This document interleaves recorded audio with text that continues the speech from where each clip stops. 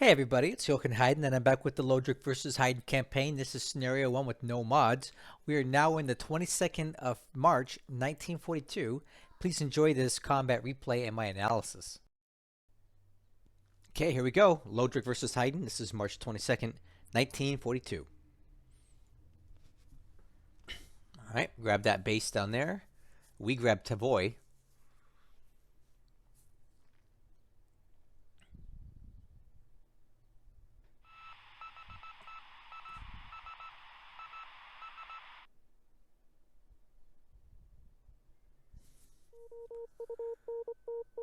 Okay.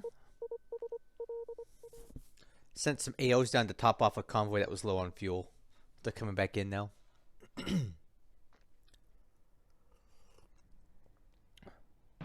Alright, so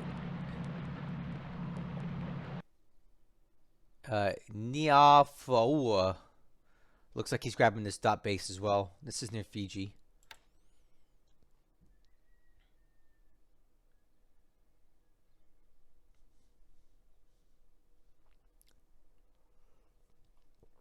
Seems pretty standard right now.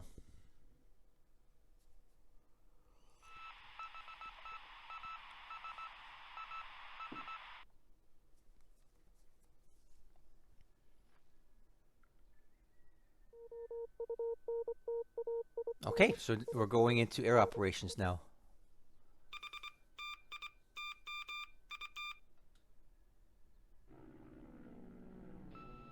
A lot of spotting here.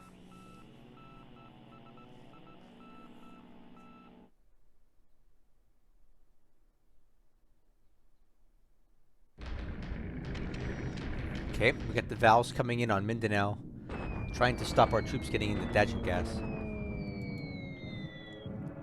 No losses.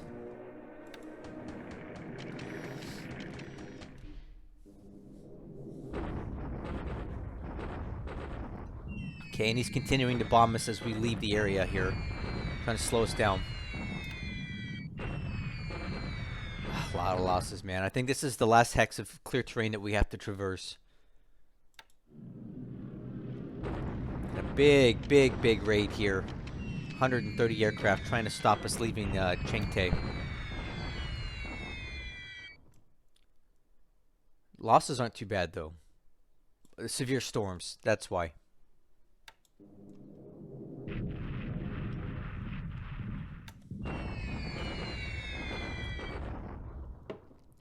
I think the weather's really helping us here today.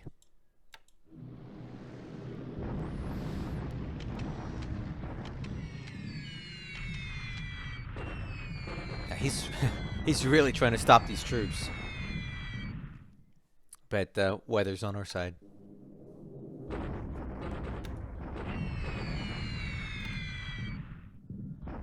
Oh, I thought he'd forgotten about us over here. These are the troops that I have fleeing towards this coastal hex so I can evacuate them. Take some losses, no big deal. Thunderstorm's helping out.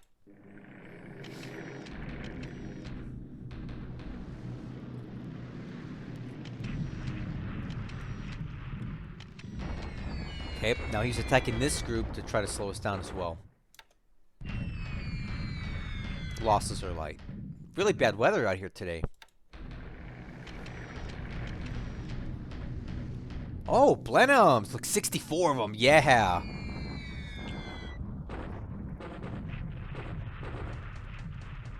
Let's see if there's any more of those zeros in the ground that we can kill.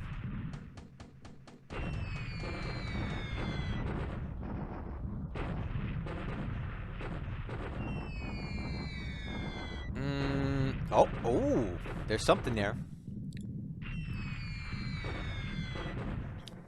Man, that's pretty awesome. Look at that, 64 Blenheims. They almost all of them flew coordinated, and I normally don't have good coordination like this, so this is really cool to see 64 up in the air at the same time.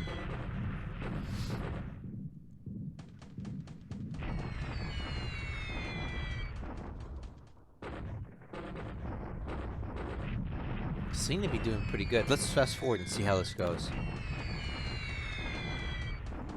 Alright. We destroy another zero on the ground. That's one of those damaged ones. We plaster the base pretty good too. B-17's coming in to give it a shot. Let's see how they do. Yeah, not as effective. It's this 10,000 foot nonsense that I agree to that's really hurting me. I need these guys lower than this. Oh yeah, right on the ball. Let's go. Come on, come on, come on. Oh yeah, yes, dude, we're getting him. Oh, nice sub. We got a sub.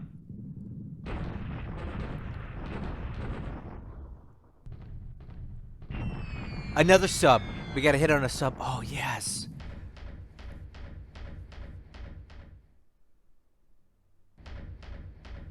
Man, where's this cap at? Another hit on a sub.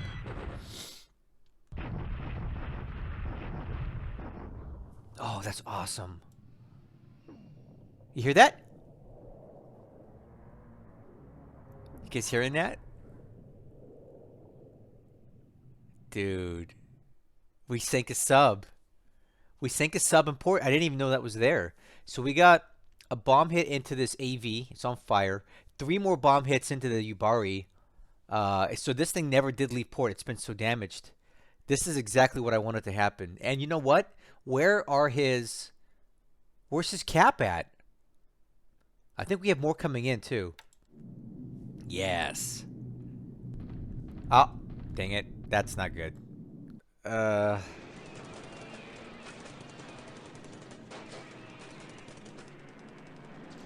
I don't think these B-17Ds are going to make it. So, I don't know what happened on the first go-through. His cap was not there. But they're here now, and it's probably not going to go well for us. So we're going to lose these guys. So, let's take a look at how this plays out. It's not going to be pretty. We get through! Got another bomb hit into that thing. Ah. It's got a lot of flak there. Oh, yeah. Check that out. Obliterated.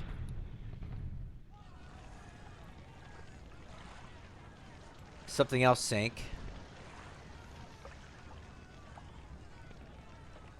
So, shockingly, we get through despite all this cap being up and airborne. So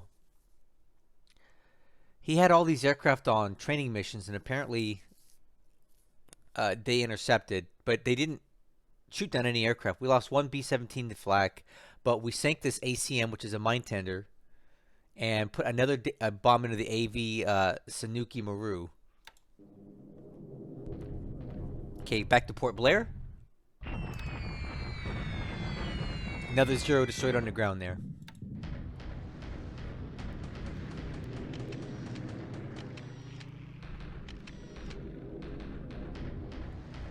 Wow, I'm really happy with the outcome at Rabaul was exactly what I was hoping for. So we hit a patrol boat on a recon, or a, what is it called, a naval search mission.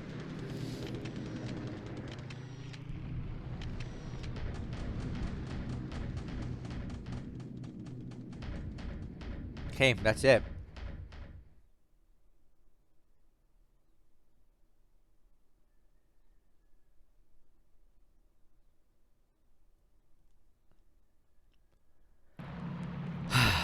There he's going for Wallace. He's going to grab that. That PM airphase was pretty quiet.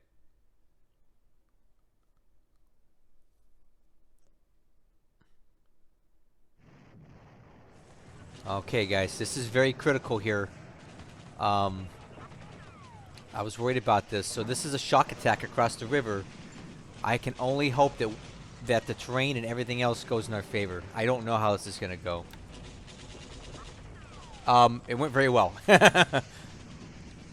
Look at it. Look at the adjusted here.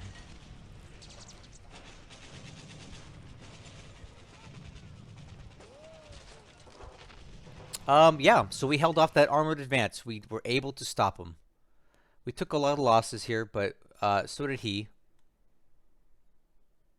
I mean, it's all armor. We have hardly any anti-tank weapons here. But we stopped them. Okay, a bombardment here, north of Sion. Costly again. Oh, wow. Right? So it looks like we got a full division, 3 RD regiments, an HQ, and a regiment. So that's what we got coming.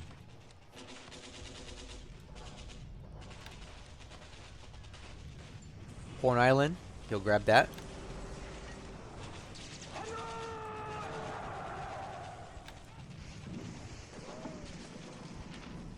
Alright. Oh, nice. Size 8 airfields are what you really want. That doubles your available aviation support when you get to size 8. So that's really good for us. Especially at Colombo. We got a lot of aircraft there.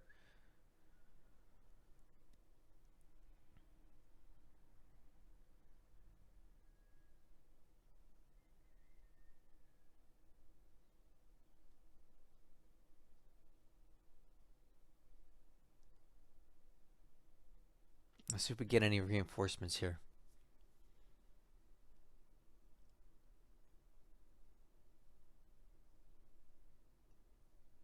Yeah.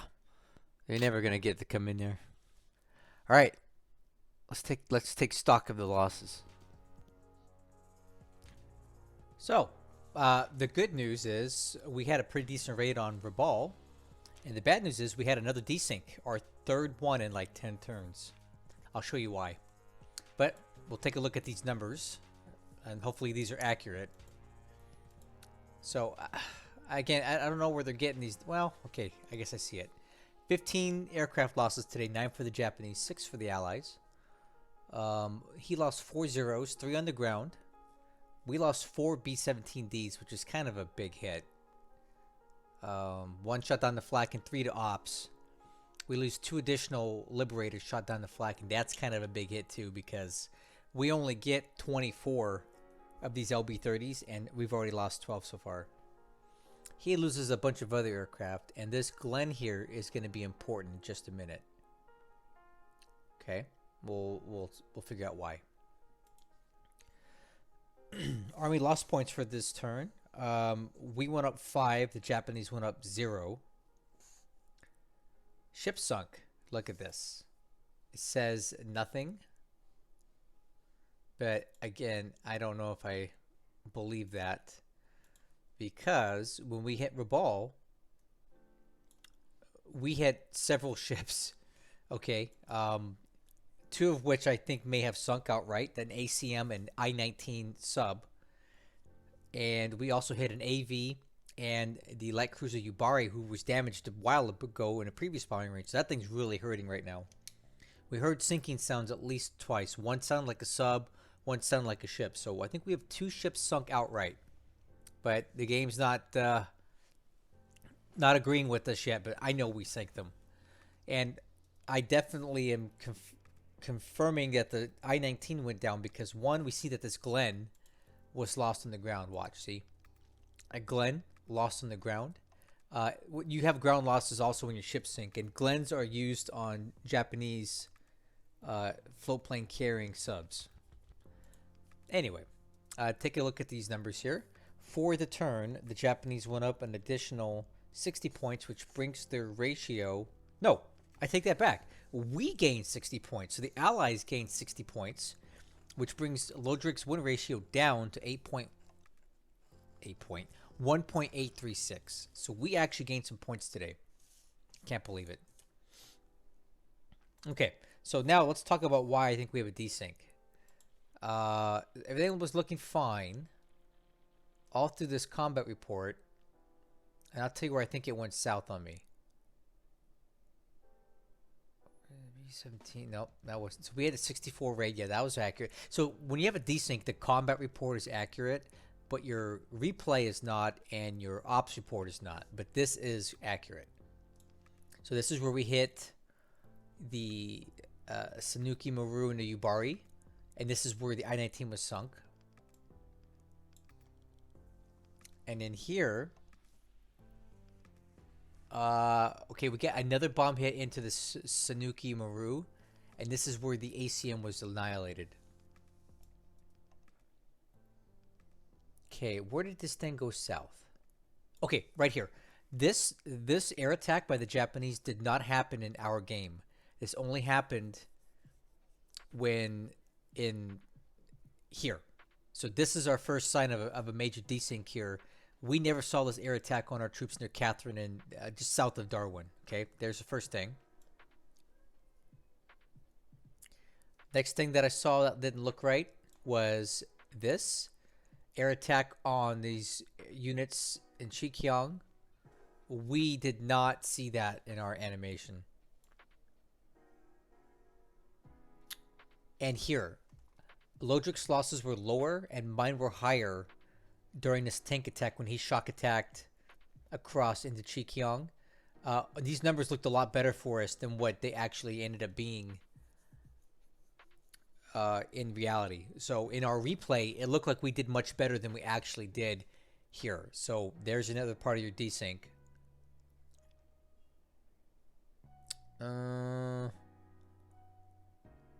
Let's see, Fenton. Yeah, that's okay. That looks right.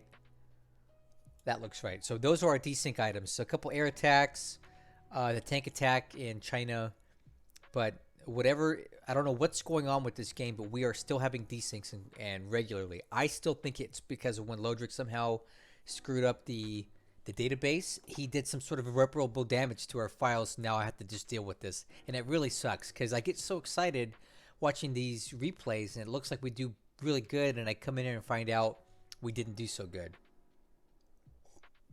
It's kind of disappointing. Anyway, moving on. I can't change what is. SIGINT, I reviewed it, didn't see anything really noteworthy here to discuss. Ops report. These are rather dubious when you have a desync, because a lot of what happens in the middle here didn't actually happen in the game. So I take a lot of this with a grain of salt. The only time it starts really being accurate again is when you kind of get down, like here, this pilot killed in a landing accident of a Wirraway. We have no evidence of that happening in our game. Well, in a replay, we didn't see that. So this isn't accurate. Basically, here is when you can kind of start believing it again. So he did capture Fenton and Horn Island. Something noteworthy to discuss since we're talking about ops report, Wellington and Colombo are both up to size 8 airfields, and that's a really good thing because when you achieve a size 8 airfield, it takes whatever aviation support you have at the base and it doubles it for you. So if I had 100 aviation support units at a size 8 airfield, it now becomes 200, but I only have to put 100 there. So you should always strive for a size 8 airfield whenever you can get to those, because it gives you bonus air support that you wouldn't normally have. Let's see here. Yeah, and then here you go. I-19 reported to have been sunk near Rabaul, so that's pretty much confirmation that sub went down. I hope. All right, let's go ahead and talk about the turn now. So in China, we are still dealing with this situation up here, but this turn, these troops arrived in this hex. So you can bet we're going to attack. Now, I don't know what he's got here. It could be a division. It could be anything. But even worst case scenario, this is a division. Well, here's the problem. Clear terrain works both ways. He may have slightly better quality units, but we have a significant numbers advantage on him. So a Japanese division is what, 450 AV? Well, we've got 3 times that, more or less. So even if that is a full division there, we should be able to overwhelm that unit. So I'm looking forward to seeing how that actually goes. If we can break through here, we can kind of threaten this unit up here. We fall back into this hex and close in the hex side, right? And then starve off his fuel and surround him at the same time. So I kind of like my prospects here. We may be able to double back here and surround these guys and start wearing them down. So hopefully we get done what we need to get done in this hex before Lodrik has a chance to react. And we could pull off kind of a little bit of a victory here in northern China and at least pump Lodrik's brakes up here for a little bit because he's been running wild and we need to slow him down. Unfortunately, the same can't be said here in the central part. He's already in Changte. He's chasing us down the road here. He did shock attack across this river like I expected, and while we did take losses, we held him off. And now he's kind of stuck. So if he doesn't hurry up and get in back here, we could find a way to maybe close that gap and surround him. I don't think he'll let that happen. If you can see on your screen here, we see an arrow moving to the southeast. He appears to be retreating out of Chekiang. So that's a good thing for us. It gives us a chance to rebuild these units, get more reinforcements of which I have tons, at least 2,000 AV coming in here. Get more supply in the base and just, be prepared. And it's going to be incredibly hard for him to take this base. Shock attacking into ×3 terrain with a lot of enemy AV and forts, it's not going to go well for him, even with all the armor. So for now, we stopped him here. We're retreating back to this hex, where we will hold. And then we'll have the northern portion of our defense set up. And then I've already got units in this hex starting to build forts, and I've got more coming in. 1,200 there, 1,600 there, and then we should have about 4,500, 5,000 AV in this hex all said and done, and we'll hold the line here. And then we've got our 3 defensive positions here, here, and there. And I'm hoping we can at least slow him down, and that's on good terrain. All 3 of these hexes are ×3 terrain, and that's what we need to be defending on. And if we need to retreat, we have more ×3 terrain hexes to fall back to behind these locations. So I'm feeling okay for the time being that we can slow Lodrik down. And you also have to remember, we're in late March now. At some point, Lodrik's supply situation is going to start catching up to him. He's been going so hard and he's fielding so many troops in China. At some point, he's not going to be able to supply these guys anymore, and he's going to kind of run out of steam. And I'm hoping in these 3 places are where we can run him out of steam. Okay, over here in Burma, we just took Tavoy. We're probably going to continue pushing down the Mergui, because why not? After that, though, I don't really want to commit to any more forces, because there is a chance that Lodrik, with his ships down here, instead of going for Colombo, he may make an attack and try to land at Pegu. Okay? And if he does that, he more or less cuts off all these units in Thailand. So honestly, Pegu is starting to look like a much more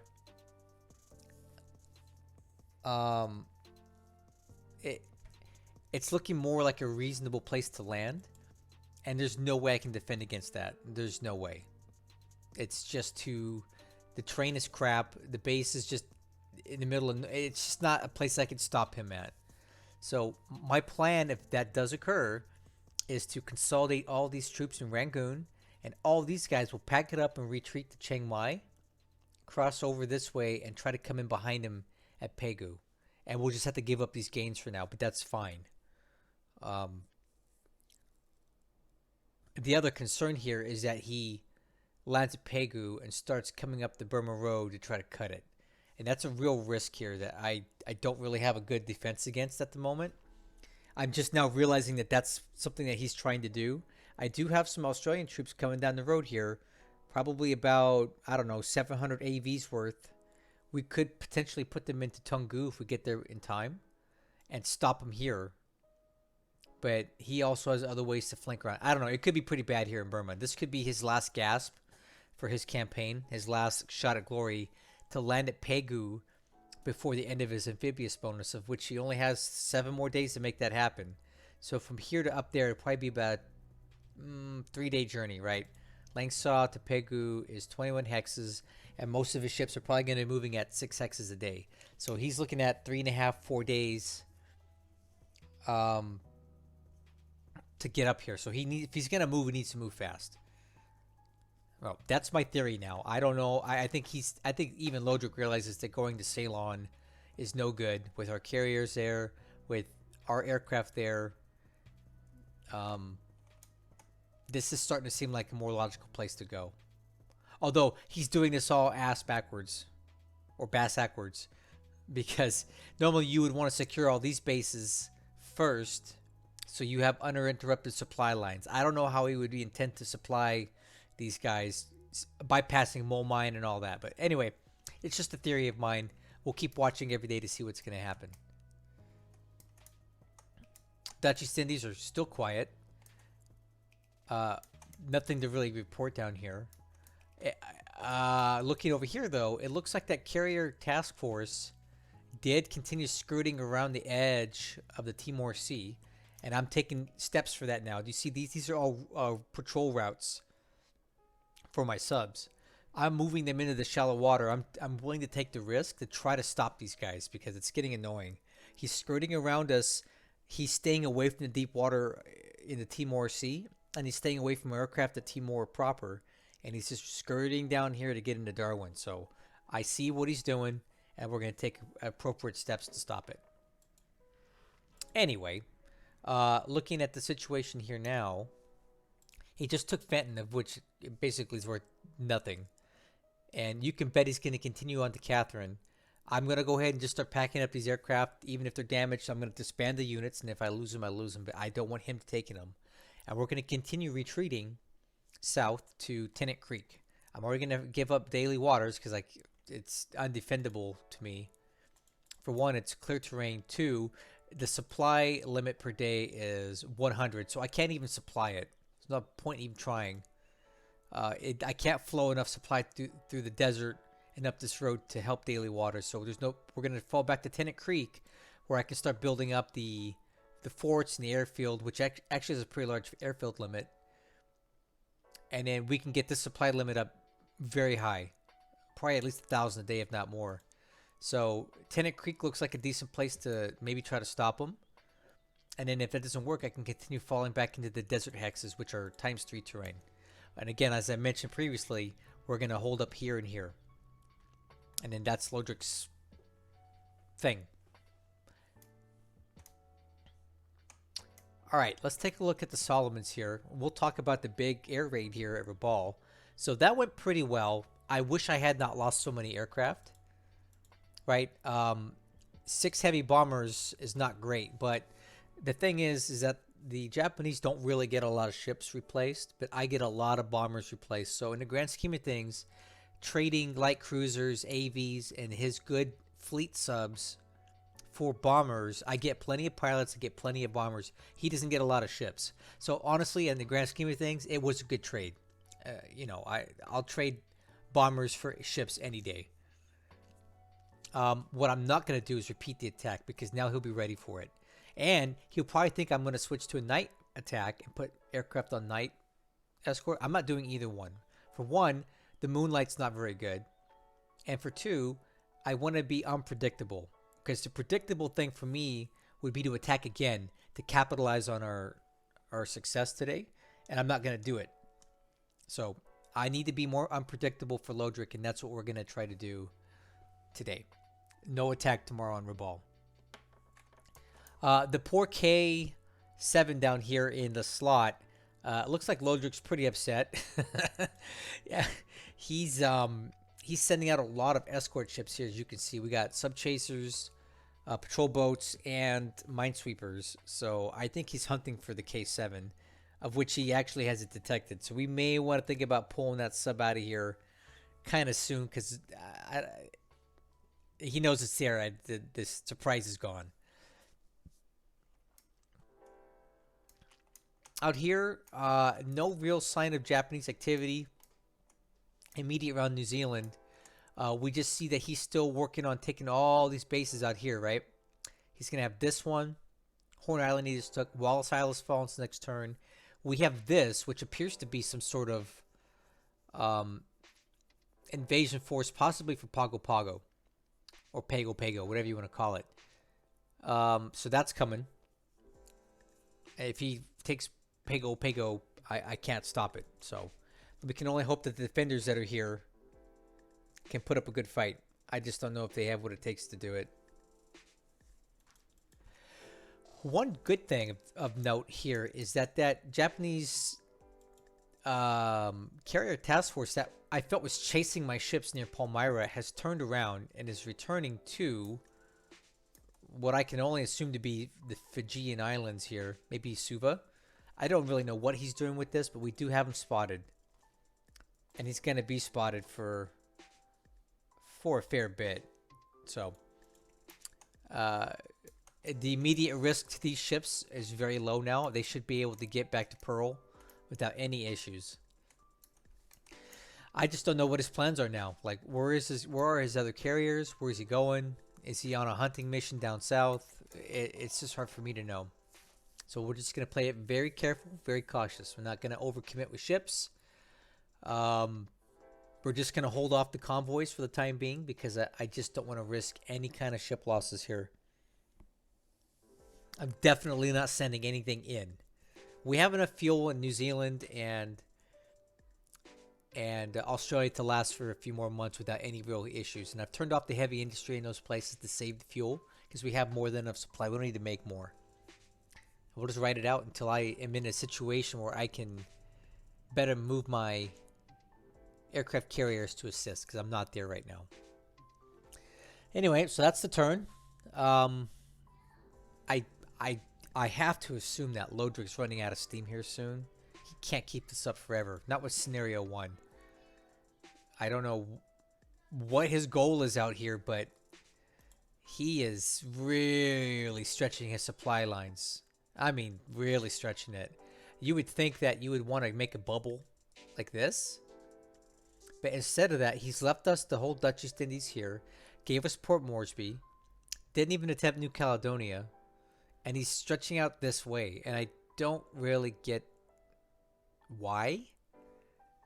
If you guys have a good reason as to why you think he took Fiji and what he intends to do with it after that, and why I should even bother taking it back right now, let me hear your thoughts, because I'm not seeing the value here. Noumea works fine for me. I could skirt around Fiji, around the south, and come into New Zealand if I need to. So I don't need to pass through here. It takes me more time to move the ships, but I got all the time in the world. He doesn't. So I don't know what he's trying to do here. I hope you are enjoying this campaign. I am. I wish I wasn't having the desyncs, but that's fine. I will catch you guys on the next one.